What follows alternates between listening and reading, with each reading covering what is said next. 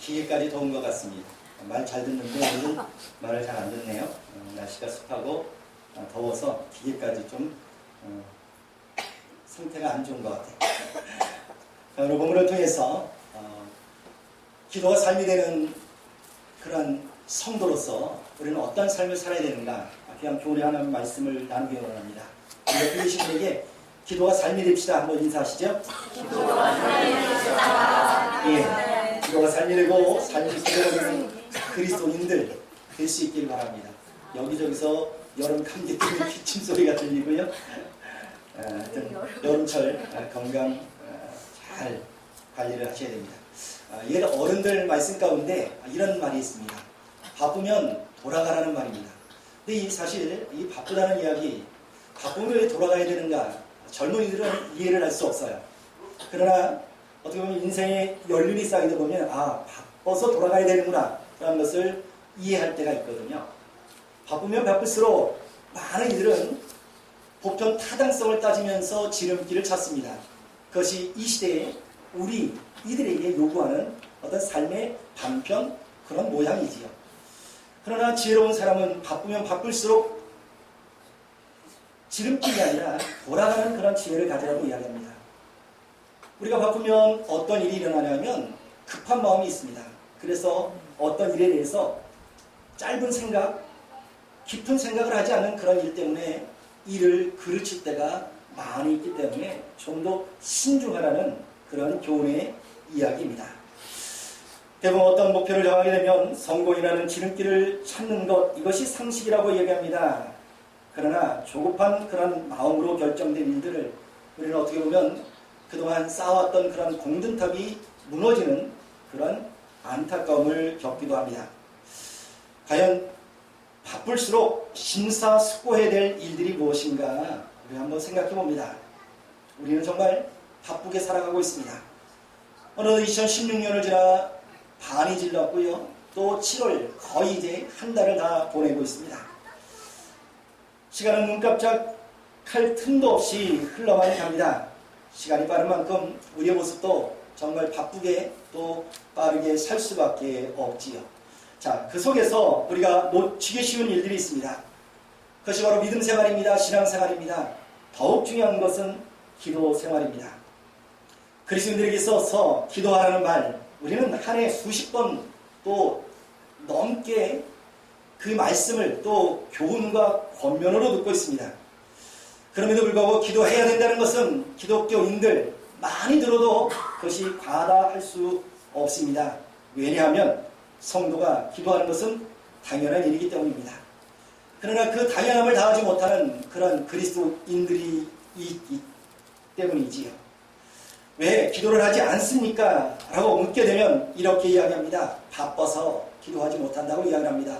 세상 일이 또 할 일이 많아서 기도하지 못한다고 이야기합니다. 직장이나 가정, 급여 살 길이 바빠서 기도할 시간이 없다고 이야기합니다. 자, 이런 말을 듣는다면 과연 이런 이야기를 하는 사람들은 과연 누구일까요? 그것이 기도라는 것, 이것은 기독교인들을 대상으로 물어본 일이고 기도하지 못한다는 것은 바쁘다는 그런 핑계로 들릴 수밖에 없습니다. 이런 말을 할 수 있는 사람은 기독교인이 아닙니다. 아마도 불신자들이 이런 이야기를 하겠지요. 신앙이 무엇인지 모르는 사람들이 상식적인 그런 언어로 할 수 있는 일, 바빠서 기도할 수 없다는 이야기입니다. 그러나 그리스도인들로 우리는 바빠서 기도하지 못한다, 할 일이 많아서 기도하지 못한다, 그것은 우리가 해야 될 이야기가 아니라는 이야기입니다. 기도하지 않는 것, 그것은 이미 우리의 영적인 모습이 죽어 있다라는 이야기입니다. 기도가 영적인 호흡이라고 한다면 기도하지 않는 그러한 생명체는 이미 살아있는 생명체가 아니라는 이야기지요. 또한 죽어있는 사람은 호흡을 하지 않습니다. 살고자 한다면 숨을 쉬어야 합니다.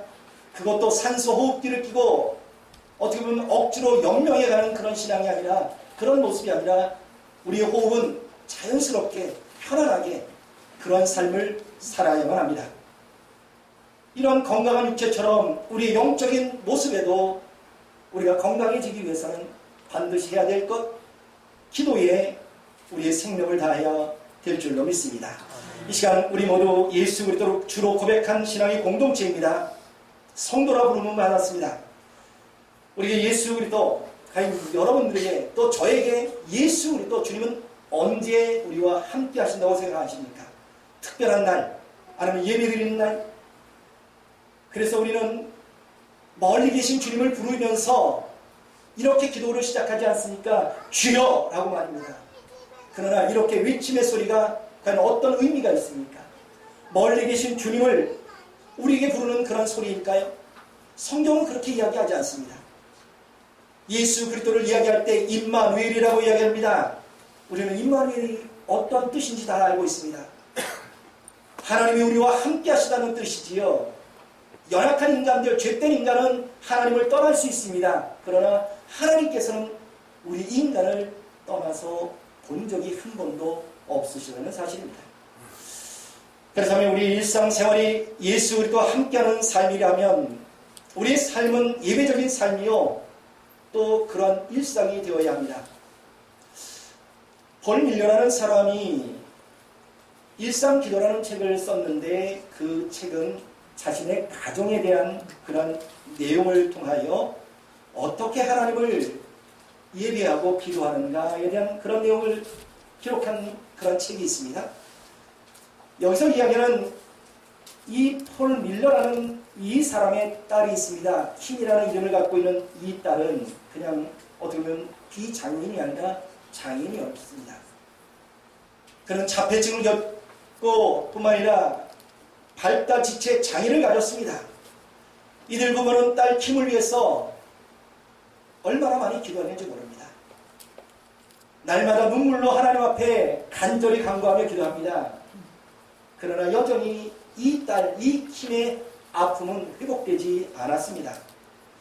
이런 어려운 상황 속에서 이 폴 밀러라는 이 두 부부, 그 가정은 하나님 앞에 거의 매일 기도를 일상이 되게 했던 인물 중에 한 사람이었습니다. 지금도 여전히 그런 아픔 속에 있지만 그 부부를, 그 가정을 지켜나간 것은 자신들의 힘이 아니었다는 것을 그는 고백합니다. 하나님 앞에 기도해왔고 그 기도로 우리 딸은 여전히 아파 있지만 그래도 우리 가정이 이렇게 화목하고 행복한 것, 그것은 다 하나님의 은혜라는 사실을 그들은 이 책을 통해서 고백하고 있습니다. 하나님의 형상으로 지음받은 인간들, 무엇보다 하나님께서 주신 본능이 있습니다.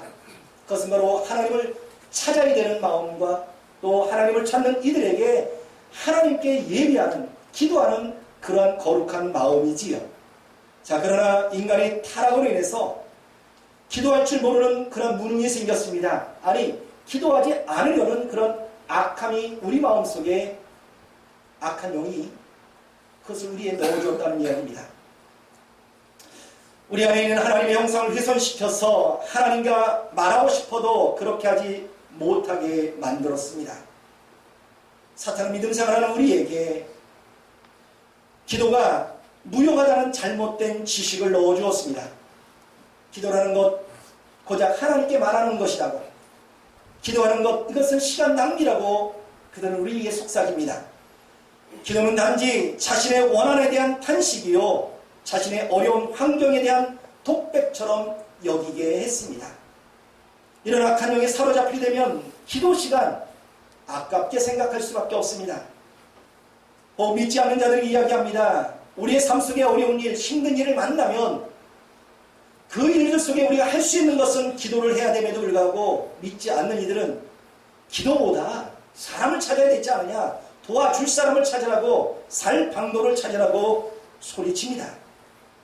어려운 징행에 놓인 이들, 하나님의 도우심을 간구할 때 믿는 이들까지도 기도보다는 실질적인 도움을 줄 수 있는 그 물질을 찾고 사람을 찾으라고 권면해 줍니다. 그것이 합당한 일이라고 이야기를 합니다. 과연 그렇습니까? 기도보다 앞서야 됩니까? 기도보다 사람을 찾아야 됩니까? 기도보다 인간 방법을 찾아야 됩니까? 그리스도인들은 그렇게 배우지 않았습니다. 어떤 일보다 기도, 어떤 일을 행하기보다는 기도보다 앞서는 일이 되어서는 안 된다고 분명하게 우리에게 말씀하고 있지요. 그래서 주님도 우리에게 말씀하지요. 기도하라. 항상 기도하라. 깨어 기도하라. 기도를 쉬지 말라라고 우리에게 말씀해주고 있습니다. 우리는 잘못된 소리에 학습되어 있어서 이 잘못된 신앙에 사로잡혀 어떻게 보면 현실적인 것을 찾으려는 그런 모습, 그래서 기도보다는 행동이 앞서는 일들이 얼마나 많은지 모릅니다. 하나님의 도우심보다는 내가 발로 뛰고 사람을 찾아다니면서 내 인생의 문제를 풀어가려는 그런 모습, 과연 이것이 하나님 앞에 올바른 믿음의 모습인가? 우리는 이것을 한번 생각해 봐야 합니다. 그렇다면 여러분들에게 한번 물어보겠습니다. 기도하는 성도가 정상일까요? 기도하지 않는 성도가 정상일까요? 물어보나 마나지요. 기도하지 않는다면 이것은 정상적인 성도가 아닙니다. 분명히 이 시간 교회라는 이 공간 속에서 기도하는 것이 정상이라고 대답할 겁니다. 그러나 실질적으로 우리의 삶의 모습 속에 보면 기도하는 사람을 볼 때 비정상적이라고 꼭 우리가 생각하고 그렇게 말하고 싶어지지는 않습니까? 미국 시카고 윌로우 크릭 교회 담임이었던 빌 하이벨스 목사는 이렇게 이야기합니다. 자신은 너무 바빠서 기도한다고 말합니다. 사랑하는 여러분, 여러분은 바쁘십니까? 바쁜 중에 무엇을 하고 계십니까? 여러분의 계획하는 것, 여러분의 뜻대로 여러분들이 살아가는 것, 그래서 기도보다는 내가 먼저 앞서는 것을 행하려고 하진 않습니까? 여러분들이 피곤하십니까? 그러나 우리가 포기하지 말아야 될 것이 있습니다. 그것이 바로 주님 앞에 기도하는 일입니다. 시간 주님을 바라봅니다. 주님이 행하신 일이 무엇인가? 주님은 어떤 일에 앞서 반드시 하나님 앞에 기도하며 하루의 일과를 시작했던 그분의 일상을 봅니다. 오늘 성경 본문에 나타난 예수 그리스도, 바로 주님도 그런 삶을 사셨습니다. 아무리 바빠도 여러분들이 예수님처럼 바쁘셨겠습니까? 주님은 새벽 미명에 일어나셔서 한적한 곳에 찾아 하나님 앞에 기도함으로 하루를 시작합니다. 주님은 당신의 생애의 클라이막스였던 십자가를 바라보면서 그것을 달려가는 그런 거룩한 모습을 봅니다. 그래서 어느 한순간 한 시간도 쉴 틈이 없으셨습니다.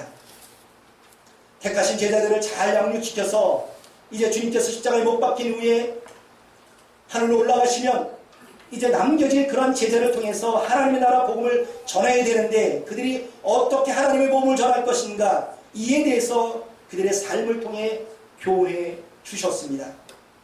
뿐만 아니라 예수님의 주변을 봅니다. 예수님을 보고자 했던 많은 인물들이 있습니다. 많은 사람들이 모였습니다. 예수님의 손길이 필요했고 예수님의 말씀이 필요했고 예수님의 놀라운 사랑이 필요했던 이들의 모습이었지요. 주님은 어느 한심도 편하게 쉬어본 적이 없으셨습니다. 왜냐하면 주님이 원하시는 분들이, 아니 그런 사람들이 많이 있었기 때문입니다. 어느 때는 예수님이 얼마나 피곤하신지 갈릴리 호수 그 배를 타시면서도 그 광풍이 일어나는 그런 뱃속에서도 주무실 수밖에 없는 그런 피곤한 일생을 사신 분이 예수님이셨습니다. 그렇게 바쁘고 피곤하면서도 예수님께서 포기하지 않은 일이 있습니다. 그것이 바로 하나님 앞에 간절히 기도하는 자세요 모습이지요. 오늘 보면 이전에 마가복음 1장 32절 이하에 해가 저물어 갈 때 많은 병자들이 또 귀신 들린 자들이 예수님께 나왔습니다. 주님은 피곤하면서도 그들을 그냥 돌려보려 않았다는 거지요. 각종 병든 자를 고치시고 귀신을 내쫓으셨습니다. 사실 오늘 마가복음 이 본문에는 나타나 있지 않지만 이 본문과 평행된 그런 본문 속에 마태복음이나 누가복음에는 이 사건이 일어나기 이전에 어떤 한 사건을 기록해주고 있습니다. 그것이 바로 제자 베드로의 가정에 들어가서 베드로의 장모였던 그분을, 10명의 알아놓은 그분을 치유해 주셨던 예수님이셨어요. 이 10명을 치유함에 있어서 이 사건이 급속도로 그 지역에 퍼져나가기 시작합니다.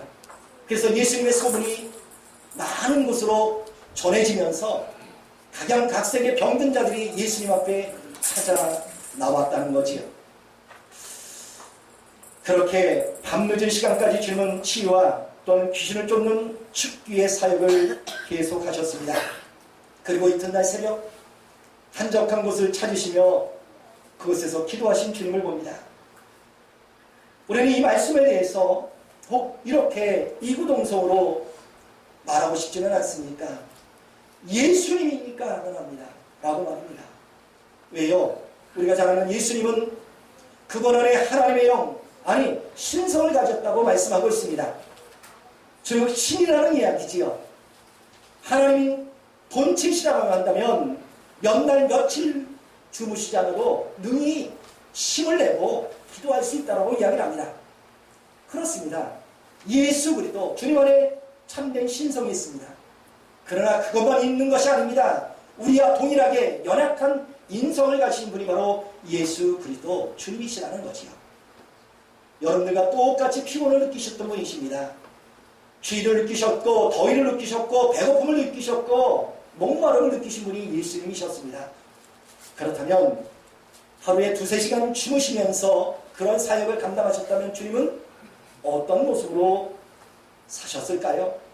그 어떤 이들보다 바쁘게 힘들게 정말 고단한 그런 삶을 살지는 않으셨을까요? 그럼에도 불구하고 주님은 포기하지 않은 일이 귀신을 쫓는 일, 병을 고쳐주는 일, 이것보다 더 소중한 것, 더 귀한 것, 바로 그것이 기도하라는 것이지요. 이 시간 우리의 모습 속에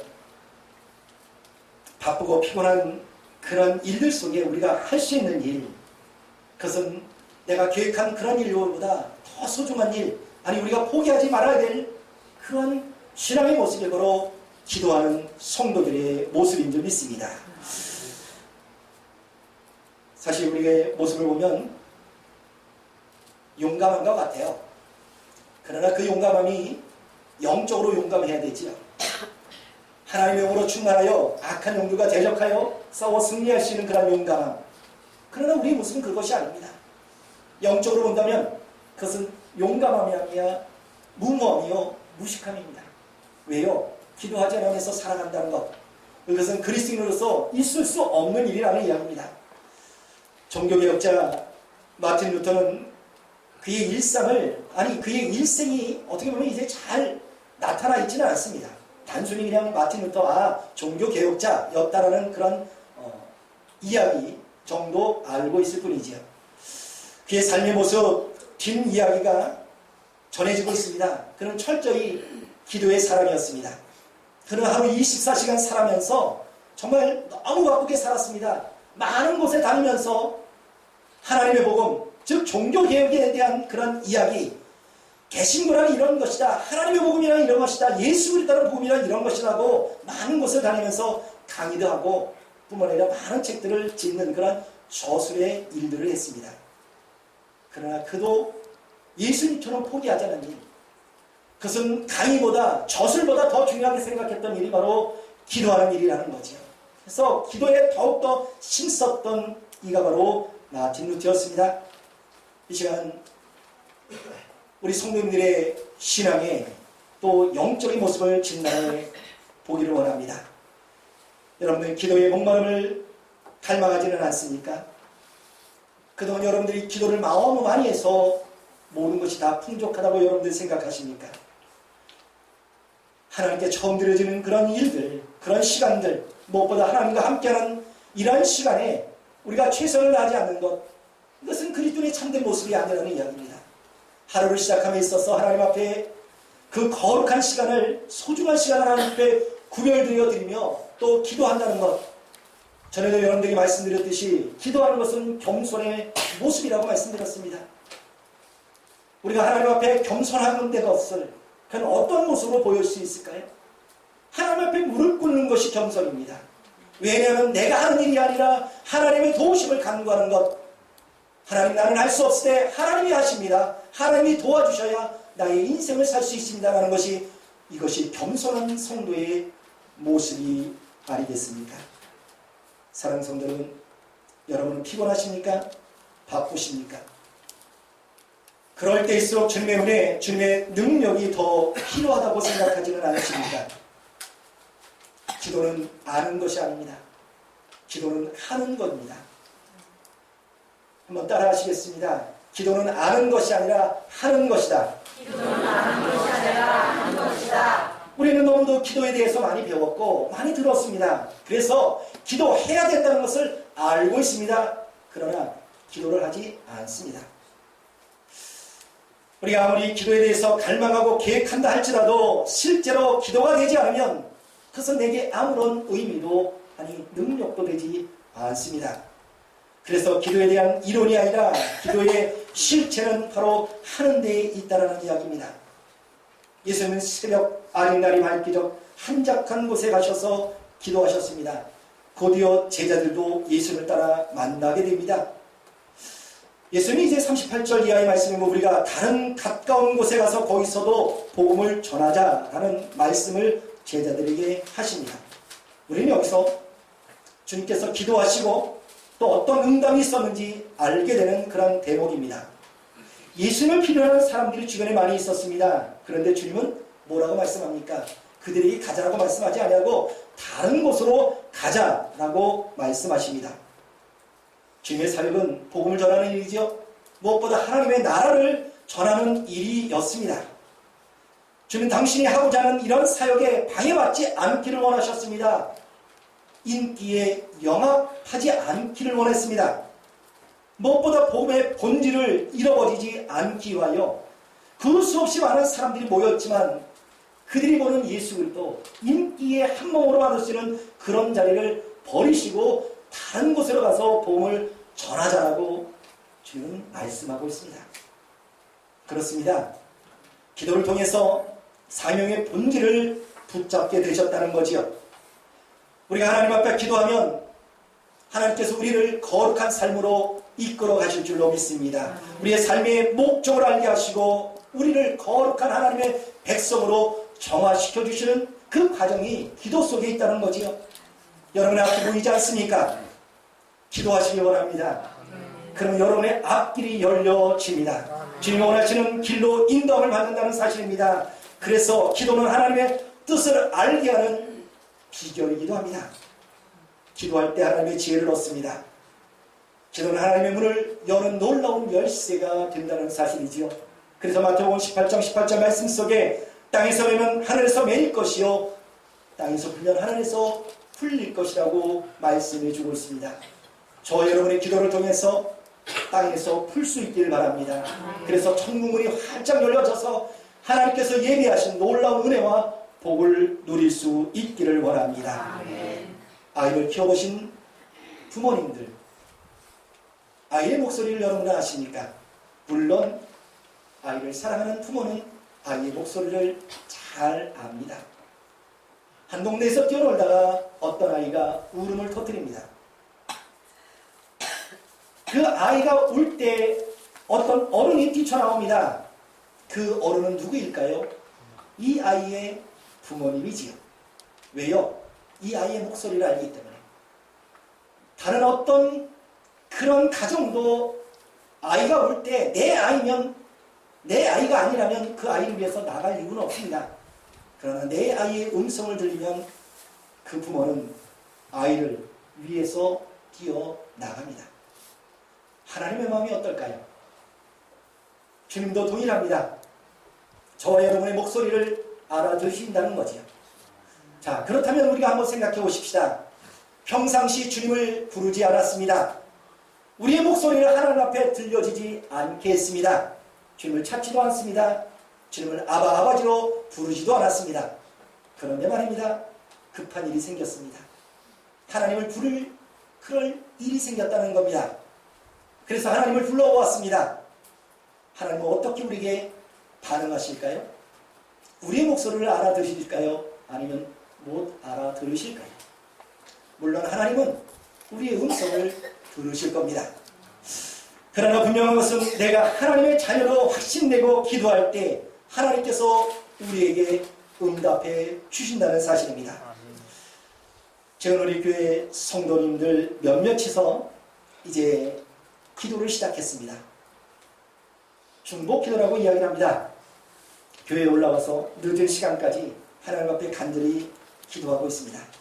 아마도 이것은 이전에 있어야 될 그런 모습이었지만 여전히 어떻게 보면 생겨나지 않는 그런 기도의 팀들이었는데 성령께서 감동이 주셔서 몇몇 또 마음을 합하여 기도하고 싶은 그런 이들이 함께 모여 기도하고 있습니다. 이것은 시작에 불과합니다. 그리고 적은 수가 모여 중보하며 기도하고 있습니다. 아직 이런 정보를 접하지 못해서 함께 동역하지 못하는 이들이 있다면 누구인지 여러분들 한번 알아보시고 함께 기도에 동참해 갈 수 있기를 원합니다.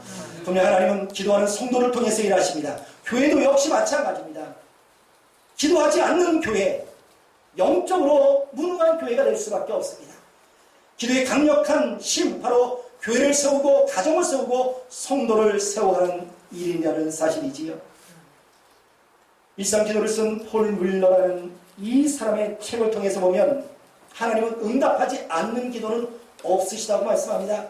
뿐만 아니라 우리의 모든 일상이 그리고 모든 주파수를 하나님께 맞춰야 된다고 이야기를 합니다.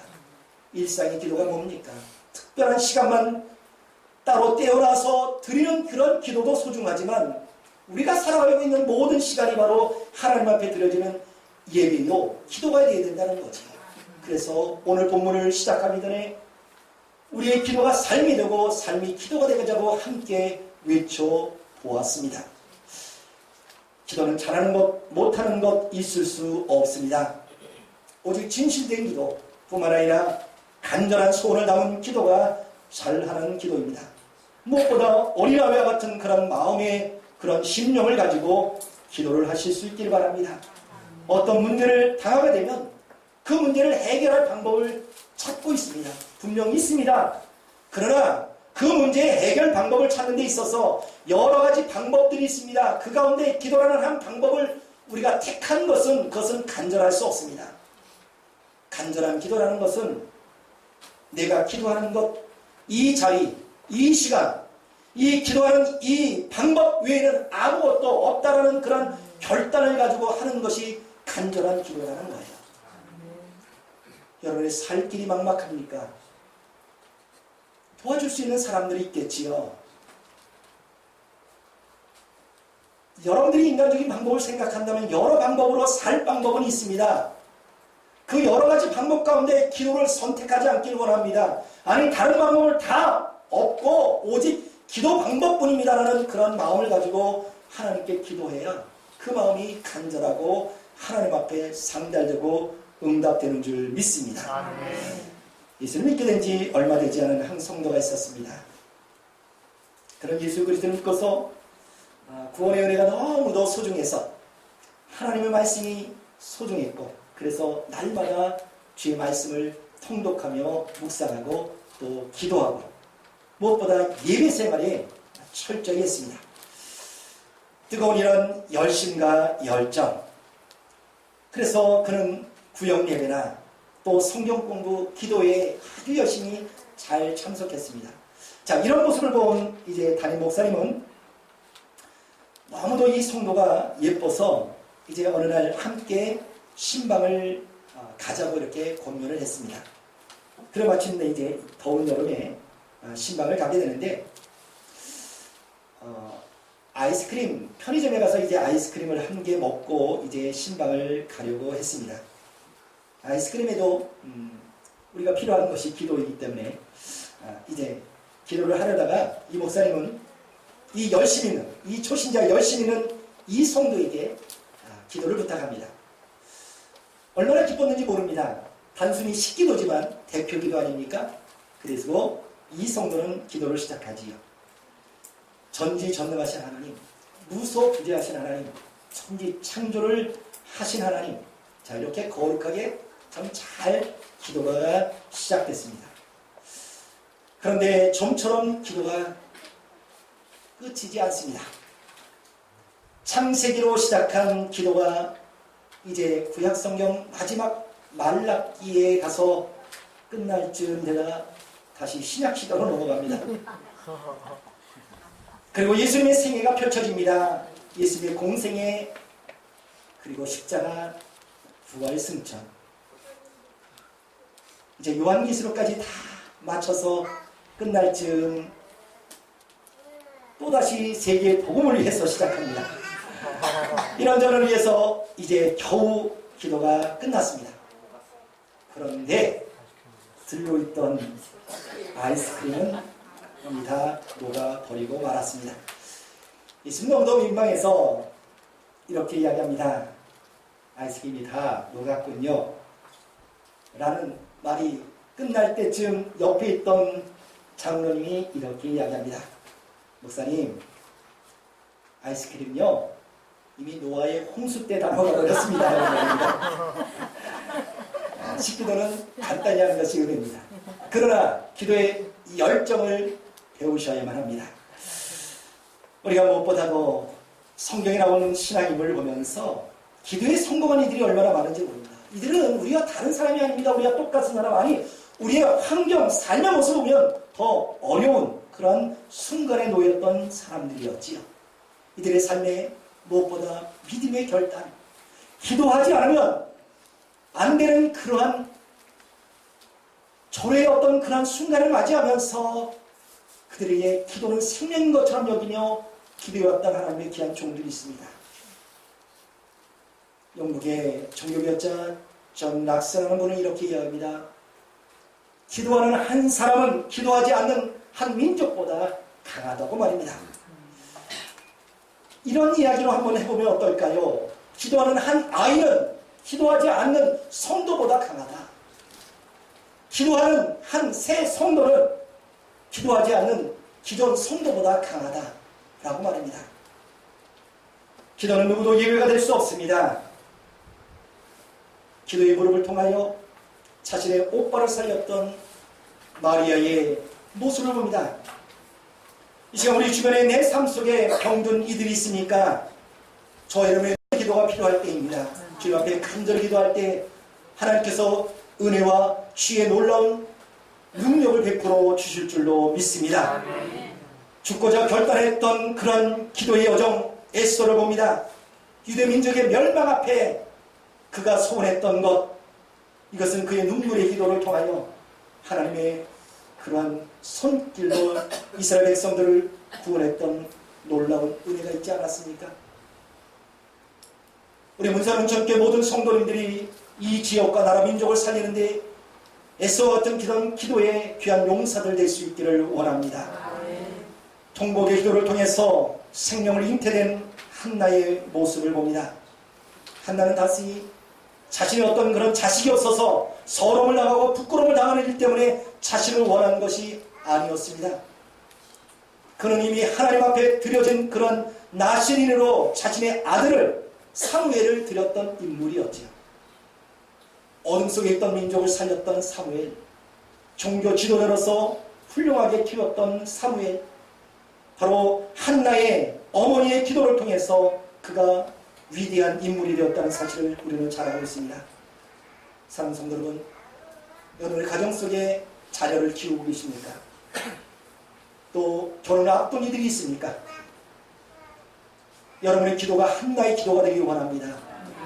할머니가 돼도 괜찮습니다. 내 아이가 하나님의 나라와 이 땅에 훌륭한 지도자로 세우기를 원합니다라는 눈물의 기도가 반드시 하나님께 상달되고 응답될 줄로 믿습니다. 사랑하는 여러분이 바쁘십니까? 살기 힘드십니까? 그래서 기도할 시간이 없으십니까? 그럼에도 불구하고 우리가 포기할 수 없는 것, 그것이 바로 하나님 앞에 기도하는 일입니다.